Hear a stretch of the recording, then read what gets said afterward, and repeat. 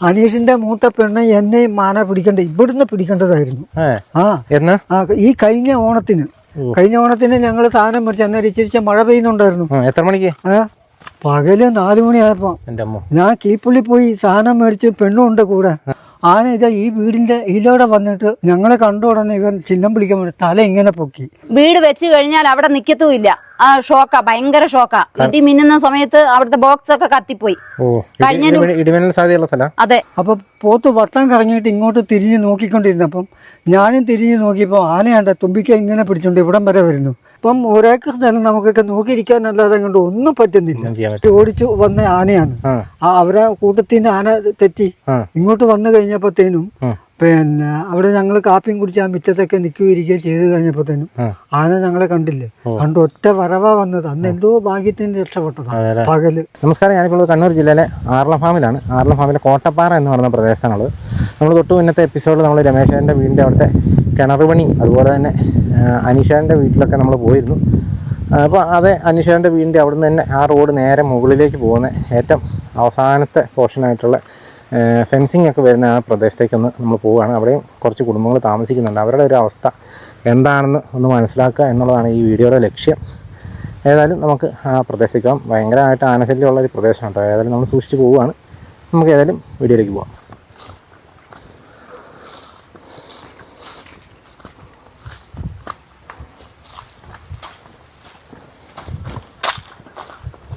ഇതൊക്കെ ഇതിന് മുന്നേ തെളിച്ചതാട്ടോ. അങ്ങനെ തെളിച്ചതുകൊണ്ടാണ് ഇപ്പോൾ ഈ പറമ്പ് ഇങ്ങനെ കിടക്കുന്ന.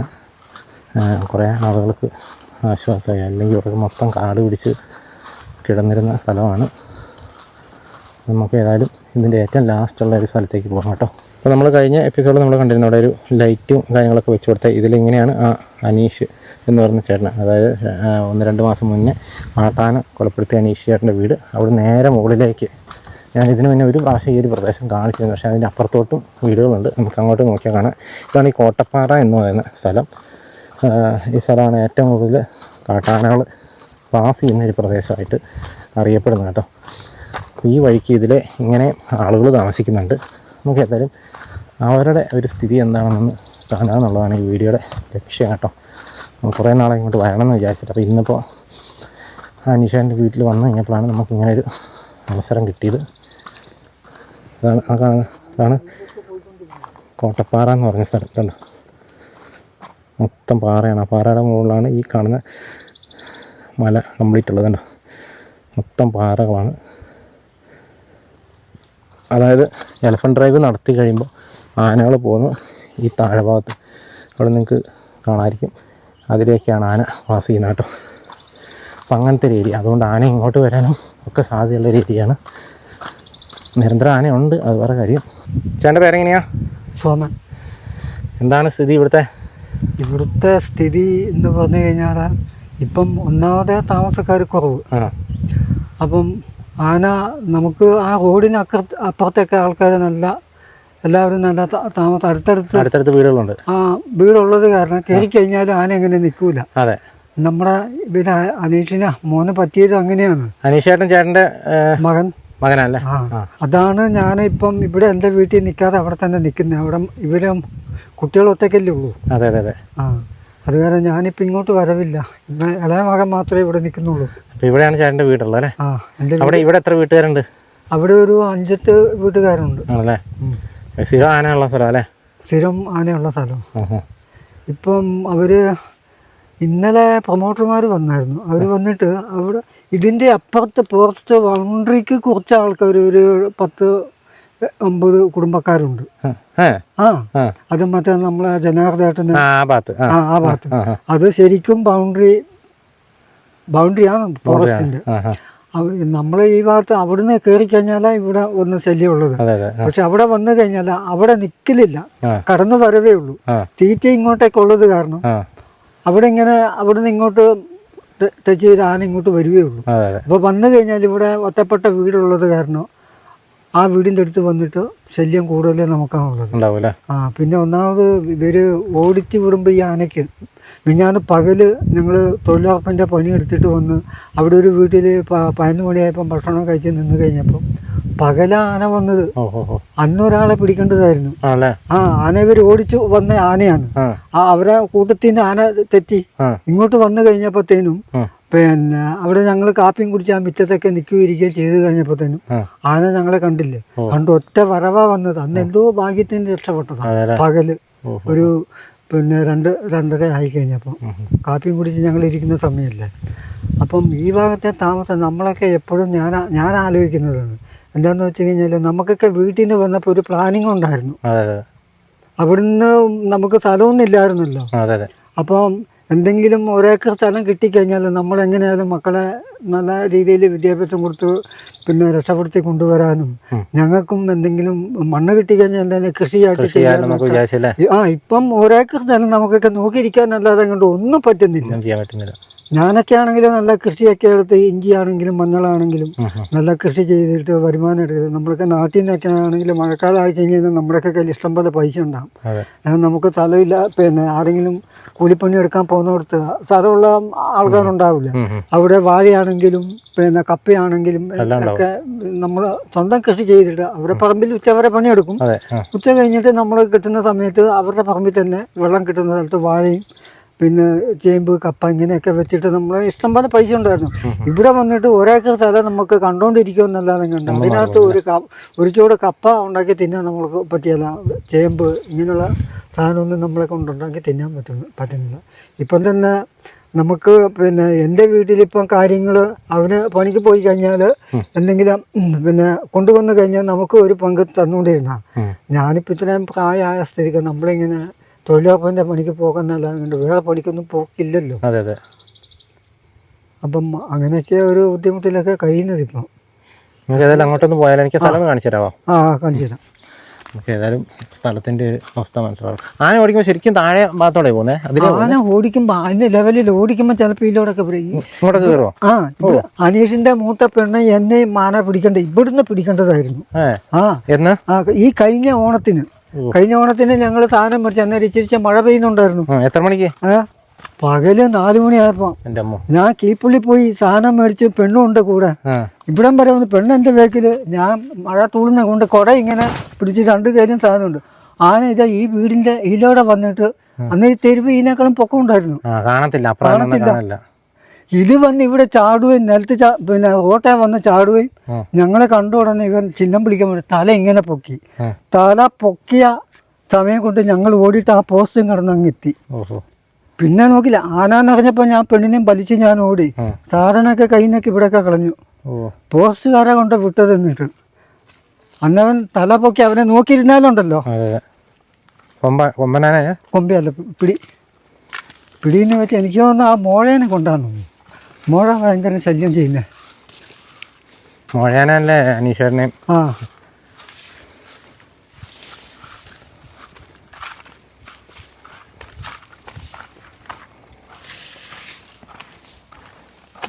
ഇതിപ്പം സ്ഥലം ആർക്കും പിന്നെ കൊടുത്താ. ഈ വീടുകളൊക്കെ ഇങ്ങനെ കാര്യം കിടക്കുമായിരിക്കും. ഇവിടെ ഇത് പിന്നെ 2.5 ഒക്കെ വീട് കൊടുത്തത് അന്ന് നമ്മൾ 2ാം ഗഡു സ്ഥലം കൊടുത്തപ്പോ ഉണ്ടല്ലോ. പിന്നെ ഞങ്ങളുടെ ആൾക്കാർക്ക് കുറേ ആൾക്കാർക്ക് സ്ഥലം കിട്ടി. നമ്മളെ ആദിവാസികളാണല്ലോ പിന്നെ സ്ഥലമില്ലാതെ 2-3 സെന്റിലും അവിടെ ഇവിടെയൊക്കെ താമസിച്ചുകൊണ്ടിരുന്നത്. അപ്പൊ അവർക്ക് ഇവിടെ കൊടുത്തു കഴിഞ്ഞപ്പം അവർക്ക് വന്നൊക്കെ നിന്നു. അന്നേരം കശുവണ്ടി ഉണ്ടായിരുന്നു, അതും പെറുക്കി അങ്ങ് പോയി. പിന്നെ അല്ലെങ്കിൽ പിന്നെ ഇച്ചിരി നമ്മളൊക്കെ എങ്ങനെയാന്ന് വെച്ചാൽ അണ്ടി ഉണ്ടായിരുന്നു. അപ്പം ഇവിടെ പിടിച്ചു നിൽക്കാൻ നോക്കി, അല്ലാത്തവരെ കിട്ടിയിട്ട് പോയി.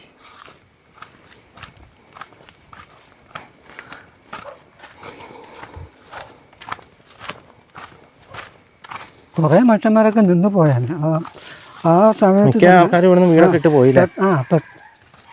പെട്ടെന്ന് നമ്മളെ കോളനിയിൽ നിന്ന് കൊണ്ട് 1 ഏക്കർ സ്ഥലത്ത് നിർത്തിയതല്ലേ. അപ്പം നമുക്കവിടെ എന്തെല്ലാം പ്രശ്നമുള്ളതെന്ന് നോക്കണമായിരുന്നു, ഗവൺമെൻറ് നോക്കണമായിരുന്നു. സ്ഥലം തന്നു ഞങ്ങളെ ഇവിടെ ഇങ്ങനെ തള്ളിക്കഴിഞ്ഞ് അതല്ല, ഞങ്ങൾക്കിവിടെ നിൽക്കാനുള്ള സാഹചര്യം കൂടെ ഉണ്ടാക്കി തരണമായിരുന്നു. കുടിവെള്ളമില്ല ഇപ്പം. കുടിവെള്ളത്തിന് പ്രശ്നമല്ല നിങ്ങൾക്ക്? കുടിവെള്ളത്തിന് പ്രശ്നം. നിങ്ങളിപ്പോൾ എവിടുന്ന കുടിവെള്ളത്തിൻ്റെ കാര്യമൊക്കെ നോക്കുന്നത്?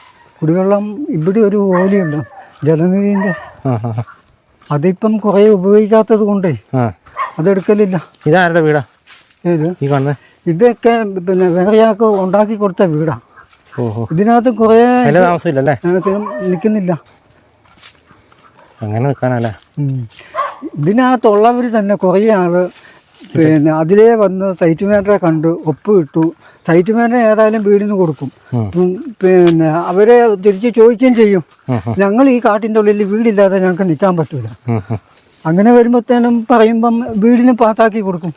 പക്ഷെ നിൽക്കുകയില്ല. കോൺട്രാക്ടർമാർ അവർക്ക് എന്തെങ്കിലും ചില പൈസയും കൊടുത്ത് അവർ ഈ കാട്ടിൻ്റെ ഉള്ളിൽ എവിടെയെങ്കിലും കൊണ്ട് വീട് ഉണ്ടാക്കി കൊടുത്ത് അവർ കൊടുക്കും. ആ, അവർക്ക് ഈ സാധനം കൊണ്ടാക്കാൻ എളുപ്പത്തിന്. ഇതാണെങ്കിൽ ഇവിടെ തന്നെ വീട് കുറച്ചപ്പുറത്ത്. ഇതിലൂടെയൊക്കെ എപ്പം നോക്കിയാലും ഇങ്ങ് താഴെ ആന വരുന്ന സ്ഥലം ഇത്. ഇങ്ങ് താഴെ തന്നെ അവരോടിക്കുമ്പോൾ ഇങ്ങോട്ട് ഓടിക്കയറും. ഇങ്ങോട്ട് കയറി കയറും അല്ലേ? ഇതൊക്കെ ആന ഗജമുക്തി പരിപാടി നടത്തുമ്പോൾ ആന ഇവിടുന്ന് താഴെ ഭാഗത്ത് അങ്ങനെ ഓടി കയറി വരുന്ന പ്രദേശമാണെന്നൊക്കെ പറഞ്ഞത്. ഭയങ്കര ഡേഞ്ചറായിട്ടുള്ള ഒരു സ്ഥലമാണ്. പറഞ്ഞിട്ട് കാര്യം ഇവിടെ ഇത് ആൾക്കാരും താമസിക്കുന്നുണ്ട് ഇവിടെ. ഈ വീടുകളിലൊക്കെ ആളുണ്ടെന്ന് തോന്നുന്നല്ലേ? ആ, ഇവിടെയൊക്കെ ആളുണ്ട്. പുള്ളിക്കാണെങ്കിൽ ഇത് നിറച്ചും കശുമാവ്. പുള്ളി സ്ഥലം കിട്ടിക്കഴിഞ്ഞപ്പോൾ ഉണ്ടല്ലോ, പിന്നെ വെറും കാലി സ്ഥലമായിരുന്നു. പുള്ളി വന്നതിന് ശേഷം ഇതിനകത്ത് ഫുൾ കശുമാവ് വെച്ചു. പക്ഷെ ഇതെല്ലാം ആന കളഞ്ഞതാ. ഒരു കശുമാവ് പോലും ഇല്ല ഇനി ബാക്കി. അങ്ങനത്തെ ആലൊക്കെ 2-3 എണ്ണം ഉണ്ട്. അവിടെ ഒരെണ്ണം ഇവിടെ ഒരെണ്ണം മറിഞ്ഞ് കിടപ്പുണ്ട്. ബാക്കിയെല്ലാം കശുമാവ് തോന്നുന്നു.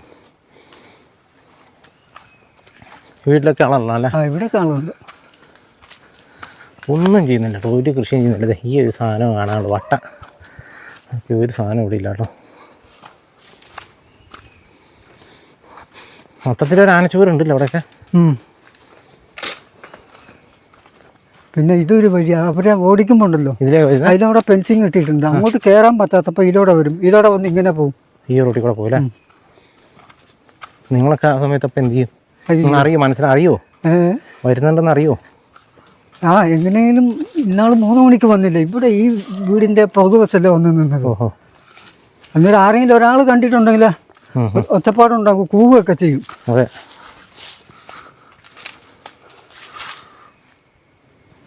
ഇവർക്കാണ് ഏറ്റവും കൂടുതൽ ശല്യം. ഈ വീട്ടുകാർക്ക്? ഈ വീട്ടുകാർക്ക്. പറമ്പ് നല്ല വൃത്തിയായിട്ട് സൂക്ഷിച്ചിട്ടുണ്ടല്ലേ?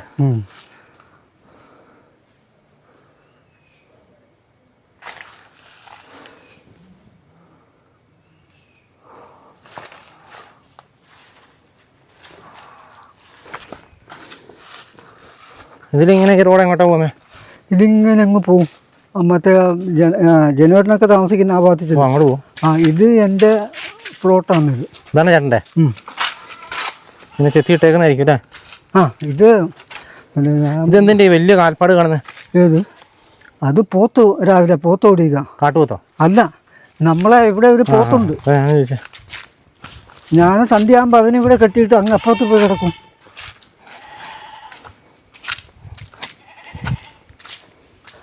ആടുമുണ്ട്, പോത്തുമുണ്ട്.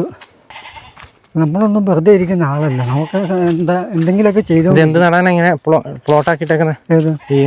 ഞാൻ കുറച്ച് കാപ്പിത്തൈ നട്ടു. കാപ്പിത്തൈ നടാൻ വേണ്ടിയിട്ട്. കാപ്പി, കൊക്കോത്തൈ. ഇവിടെയൊക്കെ അതിനോടൊക്കെ വെള്ളച്ചാലല്ലേ അത്. അപ്പം കാപ്പിയും കൊക്കോ വെട്ടിക്കളയുന്ന അറിയോ? മാറ്റാൻ വേണ്ടിയാ? ഏത്? അത് തെരുവല്ല. അത് മറ്റേ വേറൊരു സൈസ് തെരുവപ്പുല്ല് കൂടെ തന്നെയാണ്. പക്ഷെ വേറെ എന്തോ ഒരു പുല്ലാന്നത്. ആ, ആന പോലും തിന്നൂലത്. വീട്? ആ, ഇതാണ് എൻ്റെ വീട്. ഇവിടെ ഇപ്പം താമസിക്കുന്നില്ലല്ലേ? ഇപ്പം മോനുണ്ട്, ഇളയവൻ.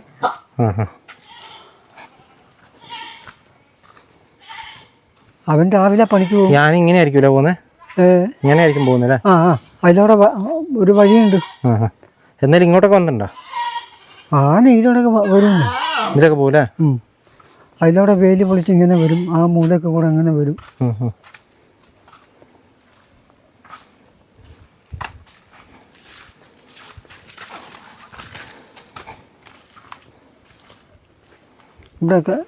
ഇവിടെ ഒരു തെങ്ങുണ്ടായിരുന്നു, അവിടെ തെങ്ങുണ്ടായിരുന്നു. അതെല്ലാം ആന കൊണ്ടുപോയി കളഞ്ഞല്ലേ? ഇതാ കാപ്പിത്തൈ നട്ടേക്കുന്നല്ലേ?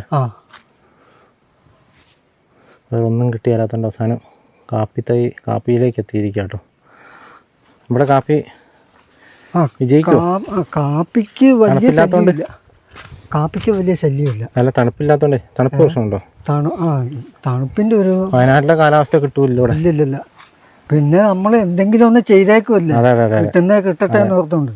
ഒന്നും ചെയ്യാതിരുന്ന ആരും. അതെ, നമ്മൾ ഒന്ന് ചെയ്യാതിരുന്ന ഇതൊക്കെ പിന്നെ കായ്ക്കാൻ തുടങ്ങി. ഇതൊക്കെ കായ്ക്കില്ല. കാപ്പി വെച്ചിട്ട് അവസാന വീട് 3 കൊല്ലമായതേ ഉള്ളൂ.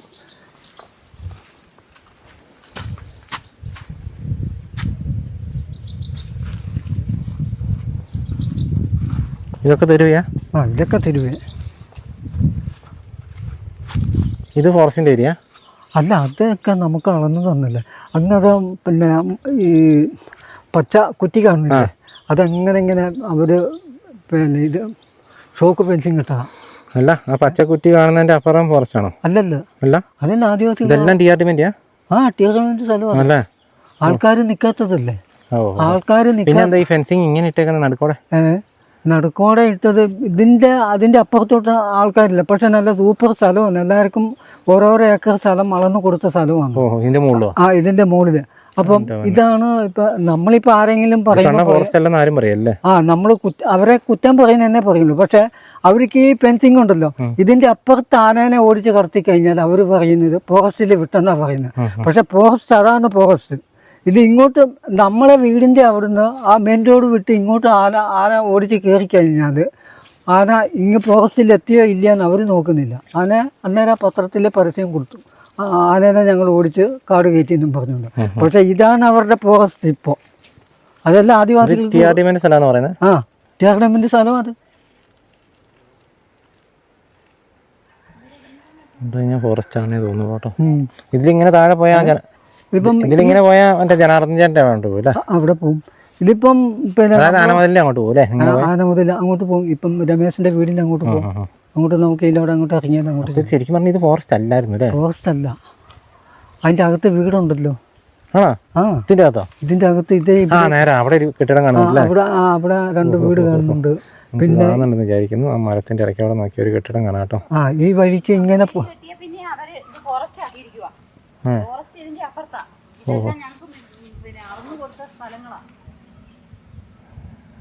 ഞങ്ങൾക്ക് സ്ഥലം എന്തെങ്കിലും കൃഷി ചെയ്ത് രക്ഷപ്പെടാനുള്ള ഇതുണ്ട്. പക്ഷെ സാമ്പത്തികം ഇല്ലാത്തത് കൊണ്ടാണ്. അല്ലെങ്കിൽ തിരുവിതാംകൂർ മറ്റേ അച്ചായന്മാർ വന്നപ്പം വെട്ടിപ്പിടിച്ചില്ലേ, അതുപോലെ ഞങ്ങളെ ഫണ്ടും കൊണ്ട് പിന്നെ മേടിച്ച സ്ഥലം ഞങ്ങൾക്ക് കൃഷി ചെയ്യാനുള്ള സാമ്പത്തികം ഉണ്ടെങ്കിൽ നമ്മൾ വെട്ടിപ്പിടിച്ച് വല്ല റബ്ബറോ വേറെ എന്തെങ്കിലുമൊക്കെ വെച്ചാണ്. പക്ഷേ ഈ ആനേൻ്റെ ഒരു ശല്യമാണ്. ഇതിപ്പോൾ ഇത് പിന്നെ ഫോറസ്റ്റാണെന്നും പറഞ്ഞുകൊണ്ട് അവർ അതിലെ കൂടെ വേലി കെട്ടി അതങ്ങ് അപ്പുറത്തോട്ട് എടുത്തു. ഇവിടെ അത് നോക്കിയാൽ അത് വെള്ളട്ടാങ്ക, അത് മറ്റേ കുളം കുത്തിയത് ജലനിധിയുടെ. എന്നിട്ട് ഞങ്ങള് ജലനിധിയുടെ എന്നിട്ട് ഇവിടുന്ന് വെള്ളം അടിച്ച് ഇതിന്റെ ടാങ്ക് എവിടെയാണോ അങ്ങ് മറ്റേ മല കാണുന്നതിന്റെ അപ്പുറത്താണ് ഇതിന്റെ ടാങ്ക് ഉള്ളത്. ഞങ്ങളെല്ലാം അവിടെ പോയി വെള്ളം പിന്നെ തിരിച്ചു കൊടുക്കുകയും പിന്നെ അടിച്ച് അവിടെ ടാങ്ക് നിറച്ച് കഴിഞ്ഞാൽ ഈ ഭാഗത്തെ മനുഷ്യന്മാർക്കൊക്കെ കൊടുത്തോണ്ടിരുന്നതാ. ഈ ആന കൂടുതലായിട്ട് ശല്യം വന്നു കഴിഞ്ഞാൽ പിന്നല്ലേ നമ്മൾ അങ്ങോട്ട് ഇല്ലാണ്ടായി പോയത്. പൈപ്പ് പൊട്ടിക്കില്ല, ചിലപ്പോ പുറത്തേക്ക് പോകുന്നുണ്ടായിരിക്കും, അത് അവിടെ പിടിച്ച് അത് വലിച്ചു പൊട്ടിക്കും. അത് കാരണം അത് ആർക്കും ഉപയോഗിക്കാൻ പറ്റിയല്ല. പിന്നെ അങ്ങനെയാണ് ആയത്. ഇത് ഞങ്ങളുടെ വീടുമല്ല സ്ഥലവുമല്ല, ഞങ്ങളുടെ സ്ഥലം അതാ ജലനിധി. താമസിക്കാൻ ഭയങ്കര ബുദ്ധിമുട്ടാണ്. എന്റെ പേര് സുമതി. ഇവിടെ എത്ര നാളായി താമസിക്കാൻ? ഇവിടെ ഞങ്ങൾക്ക് ഈ പട്ടയം കിട്ടിയ സമയത്ത് ഞങ്ങൾ ഇവിടെ വന്ന് താമസിക്കുന്നതാണ്. എന്റെ പറമ്പിൽ ഇന്ന് വീടായിട്ടില്ല, ഇത് കയ്യേറി നിൽക്കുന്നതാണ്. അന്നേരം എന്റെ പറമ്പിൽ ഒരാൾ വന്ന് വീട് വേണമെന്നും പറഞ്ഞ് സ്ഥലത്ത് തറ കെട്ടി കഴിഞ്ഞിട്ട് അയാൾ ഫൗണ്ടേഷൻ തീരുന്നതിന് മുമ്പ് അയാൾ പൈസയും മേടിച്ച് പോയതാ. ഇന്നും എന്റെ വീട് ഇന്നും അങ്ങനെ കിടക്കുക. ഒരു പ്രാവശ്യം ശോഭിച്ച് വന്നിട്ട് പറഞ്ഞു ഒരാളെ കൊണ്ട് പണിയെടുപ്പിക്കാന്നും പറഞ്ഞ് ഞങ്ങൾ ആ കെട്ടിയ തറ വരെ ഞങ്ങളെ കൊണ്ട് പൊളിപ്പിച്ച് മാറ്റി. ഇന്ന് ആ കെട്ടിയ തറയില്ല, കല്ലും ഇല്ല, കല്ല് പോലും ഇന്നില്ല അവിടെ. അതേ രീതിക്കാണ് ഞങ്ങളിവിടെ ജീവിച്ചു വരുന്നത്. ഞങ്ങൾക്ക് ഇന്ന് പിന്നെ പറമ്പിൽ വീട് വെക്കണമെങ്കിൽ ഇപ്പം ജലനിധിയുടെ കുളം വേറെ, പിന്നെ നവാടിന്റെ കുളം വേറെ. ഞങ്ങൾക്ക് അവിടെ വീടും വെക്കത്തില്ല. ആ പറമ്പിന്റെ നടുക്കൂടെയാണ് തോട്. ഞങ്ങൾ ഒത്തിരി ബുദ്ധിമുട്ടിയാണ് ഞങ്ങൾ ഇവിടെ ജീവിക്കുന്നത്. ഇന്ന് വീടായിട്ടില്ല എന്റെ പറമ്പില്. ആ ജലനിധിയുടെ അത് വീട് വെച്ച് കഴിഞ്ഞാൽ അവിടെ നിക്കത്തുമില്ല. ആ ഷോക്കാ, ഭയങ്കര ഷോക്കാ. ഇടി മിന്നുന്ന സമയത്ത് അവിടുത്തെ ബോക്സ് ഒക്കെ കത്തിപ്പോയി. അതെ, വെള്ളമല്ലേ അതെ അതെ അത് കാരണം. പക്ഷെ എനിക്ക് ആ പറമ്പ് വിട്ടിട്ട് ഞാൻ വേറെ ഒരിടത്ത് പോകുകയില്ല. എനിക്ക് അവിടെ വെള്ളം ചുമക്കാനൊന്നും എനിക്ക് പറ്റിയല്ല. അങ്ങനെയാണ് ഞാനിവിടെ ജീവിച്ചു പോകുന്നത്. എന്നാലും എൻ്റെ കെട്ടിയവനും മക്കളും എല്ലാം കൊണ്ട് വെള്ളം ഇവിടെ കൊണ്ട് തന്നിട്ടാണ് ഞാനൊക്കെ ജീവിച്ച് ഇവിടെ പോകുന്നത്. അന്നേരം എനിക്ക് അവിടെ എന്തെങ്കിലും ഒരു ഇത് ചെയ്തേ എനിക്ക് അവിടെ ഗവൺമെന്റ് ചെയ്ത് തരണമെന്നാണ് ഞാൻ പറയുന്നത്. ഒന്നല്ലേ ആ ജലനിധി കുളം ഉപേക്ഷിക്കുക. വെള്ളം ഇപ്പൊ ആരും എടുക്കുന്നില്ല. ഇല്ല, ഒരു 2 വർഷത്തോളമായി അതിനകത്ത് വെള്ളം ഉപയോഗിക്കാതെ. അങ്ങോട്ട് ഇറങ്ങി പോകാൻ പറ്റുമെങ്കിൽ. നമ്മളെ ജലനിധിയുടെ കുളം ഒന്ന് കാണാൻ വേണ്ടി പോവാണേ. തൊട്ട് താഴെയാണ് കുളമാണോ ടാങ്കാണോ? ഇത് കുളം തന്നെയാ. ഇവിടെ വെള്ളം എടുക്കുന്നില്ലെന്ന് പറഞ്ഞല്ലേ? ഇപ്പൊ എടുക്കുന്നില്ല. അതിനകത്തൊരു മോട്ടറും ഉണ്ട്. ഓഹോ, മറ്റേ വെള്ളത്തിലിരുന്ന മോട്ടറല്ലേ അത്.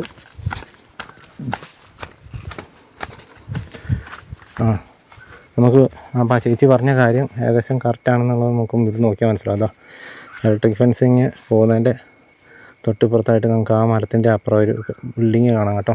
ഇലക്ട്രിക് ഫെൻസിങ് കൊടുത്തിരിക്കുന്നത് ഫോറസ്റ്റിൻ്റെയും ഇവർക്ക് സെറ്റിൽമെൻറ്റ് ഏരിയയുടെയും അതിരിനല്ല എന്നാണ് അവർ പറയുന്നത്. അവർക്ക് വീടിനെ തറയെടുത്തത് ഇവിടെയായിരുന്നു.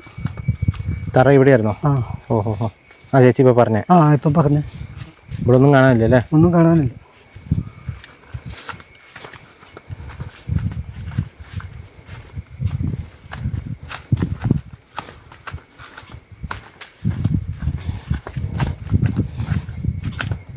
ഇതാണ് നബാർഡ് ഉണ്ടാക്കിയത്. നബാർഡ് ഉണ്ടാക്കിയ കുളമാണ് ഇത്. ജലനിധിയുടെ കുളം? ജലനിധിൻ്റെ അല്ല, നബാർഡ് ഉണ്ടാക്കിയത്. നബാർഡിൻ്റെ കുളമാണത്. ഈ കുളത്തിൽ നിന്നാണ് ഇവർ വെള്ളം അങ്ങ് കൊണ്ടുപോകുന്നത്. അമ്പിളിയുടെയൊക്കെ അവിടെ ഒരു കുഴി കുത്തിയിട്ട് അവർ പറഞ്ഞില്ലേ. ഇതാണ് ഈ ഇത്രയും ഞാൻ കുളം എന്ന് പറഞ്ഞപ്പോൾ വലിയ കുളമായിരിക്കില്ല. ഇത് ഒരു കുഞ്ഞു കുളം അല്ലേ? കുഞ്ഞിക്കുളം. ഇത് ഞാൻ പറഞ്ഞ അവരോട് കുറച്ചും കൂടെ താത്തണമെന്ന്. ഇത് വേനൽക്കാലം ആകുമ്പോണ്ടല്ലോ ഈ വെള്ളം പറ്റും. അവിടെ വെള്ളം കുറയുമ്പം പിന്നെ അത് ജലനിധിന്റെ കുളത്തിൽ നിന്ന് വെള്ളം കുറയുമ്പം ഇതും കുറയും. അത് വെള്ളം താഴെ ജലനിധിയുടെ ടാങ്ക്. അതാണ് അതിന്റെ മീറ്റർ തേച്ചും കത്തിപ്പോയത്. മോട്ടറില്ല, അതിന്റെ നമ്മൾ അതിന്റെ ഓണാക്കുന്ന സാധനം. അത് വർക്ക് ചെയ്യുന്നില്ല. ഇല്ല. അതുകൊണ്ടാണ് നിങ്ങൾക്ക് വെള്ളത്തിന് ബുദ്ധിമുട്ട്? വെള്ളത്തിന് അതാണ് ബുദ്ധിമുട്ട്. ഇത് നിറച്ചും വെള്ളമുണ്ട്. വേനൽക്കാലം പോലും പറ്റാത്ത വെള്ളമുണ്ട് ഇതിനകത്ത്. ഓഹോ, ഇത് ജലനിധിയുടെ ടാങ്ക്. അത് ഇത് കുളം. ഇതും കുളമാ? ഇവിടുന്നാണ് നമ്മൾ മോട്ടർ അടിയിലോട്ടുണ്ടാവും അല്ലേ? ഇവിടുന്ന് വെള്ളം ഇതിലൂടെ പോകും. അതാണ് കത്തിപ്പോയത്. ഓഹോ, മെയിൻ സ്വിച്ച് കത്തിപ്പോയി കേട്ടോ. അത് ഇടിമിന്നലിൽ പോയതാ? ഇടിമിന്നലിൽ പോയതാ. ഇടി വെട്ടിയിട്ട് കത്തിപ്പോയത്. ഭയങ്കര ഇടിമിന്നൽ അടിക്കുന്ന ഒരു ഏരിയ എന്നാണ് പറഞ്ഞത്. സ്വാഭാവികമായിട്ടും ആളുകൾ പറയുന്നത് ഇവിടെയൊക്കെ നിന്നാൽ അപ്പോൾ ഷോക്ക് അടിക്കുന്നല്ലേ? ഭയങ്കര ഷോക്കാണ്, എർത്താണെന്നാണ് പറയുന്നത്. അതിന് ഭയങ്കര ദുരിതമല്ലേ ഇവിടുത്തെ ജീവിതം അല്ലേ? ഇവിടുത്തെ ജീവിതം ഒന്നും പറഞ്ഞു നോക്കണ്ട. പിന്നെ നമുക്ക് എന്നാന്ന് വെച്ചാൽ ഇവിടുന്ന് ഒന്ന് ഇട്ടിട്ട് പോകാനും പറ്റുന്നില്ല. അന്ന് പോയി കഴിഞ്ഞാലും കോളനിയിൽ നിന്ന് വന്നതുകൊണ്ട് അവിടെയും സ്ഥലമില്ലല്ലോ. അതും പോയി ഇതിവിടെ ഇല്ല അല്ലേ? 2-3 സെന്റ് സ്ഥലത്തു നിന്നൊക്കെ വന്നത് കൊണ്ട് ഇവിടെ എങ്ങനെയെങ്കിലുമൊക്കെ കഴിയാന്ന് ഓർത്തുകൊണ്ട് ഇനിയിപ്പോൾ കാലം അത്രയേ ഉള്ളൂ. നമ്മളെ കൊണ്ട് കൃഷി ചെയ്തൊന്നും രക്ഷപ്പെടാനാവില്ല. ഇനിയിപ്പോൾ ഉള്ള സമയത്ത് നമ്മളിങ്ങനെയൊക്കെ ഇവിടെ കടന്നിട്ട് നമ്മുടെ ജീവിതം കഴിഞ്ഞു പോവുകയുള്ളൂ. ഞാൻ ഇവിടുന്ന് ഇവിടെ വെള്ളമുള്ളൂ, ഞങ്ങൾക്ക് വെള്ള സൗകര്യം. ഇവിടുന്ന് പോത്തിന് വെള്ളം കൊടുത്ത് ഞങ്ങൾ ഇവിടെ എത്തിയതേ ഉള്ളൂ. അപ്പോൾ പോത്ത് വട്ടം കറങ്ങിയിട്ട് ഇങ്ങോട്ട് തിരിഞ്ഞ് നോക്കിക്കൊണ്ടിരുന്നപ്പം ഞാനും തിരിഞ്ഞ് നോക്കിയപ്പോൾ ആനയാണ്ട തുമ്പിക്ക ഇങ്ങനെ പിടിച്ചോണ്ട് ഇവിടം വരെ വരുന്നു. ഇവിടെ എത്തി ഈ കുഴിയിൽ. എന്നിട്ട് ഞാൻ പോത്തിനെ നോക്കിയില്ല, ഞാൻ ഓടി അങ്ങോട്ട് പോയി. ആ വീട്ടിലോട്ട് ഞാൻ ഓടിപ്പോയി. പോത്ത് എൻ്റെ പുറകെ വന്നു. പോത്തിന് പിന്നെ ആന കണ്ടു കഴിഞ്ഞപ്പോൾ ഇനി വെകിളിയായിരുന്നു. ഇതും എൻ്റെ പുറകെ പോത്തും ഓടി. എന്നിട്ട് ആ ആന ഇതിലൂടെ വന്നിട്ട് പകല് ഇവിടെ ഇപ്പം സുമതിയുടെ വീട് കണ്ടില്ല, ആ വീടിൻ്റെയും ഈ വീടിൻ്റെയും നടു സെൻറ്ററോടെ പോയിട്ട് അങ്ങ് ആ പൊന്തിക്കണ്ട ആ മരത്തിൻ്റെ ചുവട്ടിൽ പോയി ഒറ്റ നിൽക്കുക. അന്നേരം അപ്പുറത്തുള്ളവരെല്ലാം പിള്ളേർ കളിക്കുന്നു മുറ്റത്ത്. വലിയവരൊക്കെ 3-3:30 ആയില്ലേ സമയം. വെള്ളത്തിന് പോകുന്നവർ വെള്ളത്തിന് വന്നു, കുളിക്കാൻ പോകുന്നവർ കുളിക്കാൻ വന്നു. അന്നേരം ഇത് അങ്ങോട്ട് കയറിപ്പോയത് കൊമ്പൻ. അങ്ങനത്തെ അവസ്ഥയൊക്കെയാണ് ഇവിടെ. ഈ വെള്ളം തന്നെയല്ലേ നേരെ രമേശന്റെ അങ്ങോട്ട് പോകുന്നത്? ആ രമേശനും ഇതിന്റെ അന്നവൻ അതായത് നമ്മളിപ്പോൾ കണ്ട ആ വെള്ളം ഉണ്ടല്ലോ, നമ്മളിപ്പോൾ രമേശേട്ടനും വെള്ളം എടുക്കുന്നത്, അതായത് കാല് പരിക്ക് പറ്റിയ നമ്മളിപ്പോൾ കിണർ ഇതാക്കി കൊടുത്തുകൊണ്ടിരിക്കുന്ന ആ രമേശേട്ടൻ വെള്ളം എടുക്കുന്ന ഒരു പ്രദേശം ഞാൻ ഇതിന് മുന്നത്തെ ഒരു എപ്പിസോഡിൽ കാണിച്ചിരുന്നു. ആ വെള്ളം പോകുന്നത് നിങ്ങളിപ്പോൾ കണ്ടാണ് ഒരു അരുവി പോകുന്നത്. ആ വെള്ളമാണ് ഉറവ് പോലെ താഴെ വരെ, ഇതിൻ്റെ ഏറ്റവും അങ്ങ് താഴെ, ഇത് നമ്മളിപ്പോൾ ഒരു കുന്നിൻ്റെ മുകളിലാണ് നിൽക്കുന്നത്, ഏറ്റവും താഴെ ഭാഗത്ത് ആണ്. ഇവിടുന്ന് എങ്ങനെ നടക്കണമെങ്കിൽ എത്ര ദൂരം ഉണ്ടാവും അവരുടെ ആ സ്ഥലം വരെ? ഇവിടുന്ന് ഒരു 1.5 കിലോമീറ്റർ ഉണ്ട്. 1.5 കിലോമീറ്റർ ഉണ്ടല്ലേ?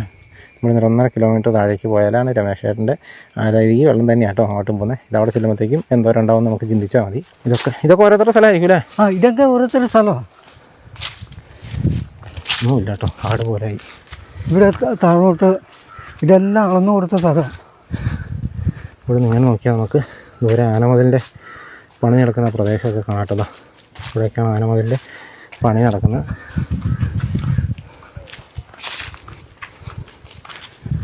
ഈ വീട്ടിൽ ആളില്ലല്ലോ? അവിടെ ഒരു പെണ്ണുങ്ങളുണ്ട്. ഒറ്റയ്ക്കാ? ഒറ്റയ്ക്ക് താമസിക്കുന്നു. ഇവിടെ ഒറ്റയ്ക്കൊക്കെ ഓരോരുത്തർ താമസിക്കുന്ന കേട്ടോ. ഞങ്ങൾക്ക് സ്ഥലം തന്നപ്പോൾ ഉണ്ടല്ലോ, ഇപ്പം അപ്പുറത്ത് ഇപ്പം മെയിൻ റോഡ് വിട്ട് കഴിഞ്ഞാലുള്ള സ്ഥലത്ത് ഉള്ളവർക്ക് മെയിൻ റോഡായിട്ട് ബന്ധപ്പെടാൻ വേണ്ടിയിട്ട് ഒരു 1.5-2 മീറ്റർ വഴി വിട്ട് തന്നിട്ടുണ്ട്. അപ്പം ആ വഴി പോലും ഇതിനകത്ത് എവിടെയും ഇല്ല. ആ വഴി കാണുന്നില്ല. അങ്ങോട്ടുള്ള വഴിയൊക്കെ ആൾക്കാർ താമസിക്കുന്ന, പിന്നെ അടുത്തടുത്ത് ഓരോ വീട്ടിലേക്ക് എത്താനും 1.5 മീറ്റർ വഴിയുണ്ട്.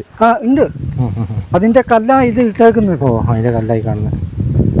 ചേട്ടൻ പറഞ്ഞ അങ്ങനെയല്ല, വഴിക്ക് വേണ്ടി അവർക്ക് കൊടുത്ത കല്ലാണ്. പക്ഷേ ആ വഴി നമ്മൾ കാണുന്നത് ഇതാണ് കേട്ടോ, 1.5 മീറ്റർ വീതിയുള്ള വഴിയാണ് ഈ കാണുന്നത്. ഇതിൽ നമുക്ക് വേണമെങ്കിൽ ഒരു കാറോ ലോറിയോ ഒക്കെ ഓടിച്ചുകൊണ്ട് പോകാൻ പറ്റുന്ന അത്രയും വീതിയുള്ള വഴി കേട്ടോ.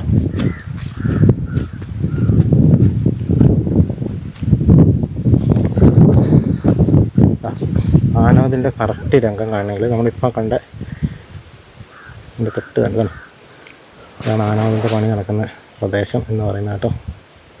ഇതിൻ്റെ തൊട്ട് താഴെയായിട്ടാണ് രമേശേട്ടൻ്റെ വീട് കാര്യങ്ങളൊക്കെ ഉള്ളത്.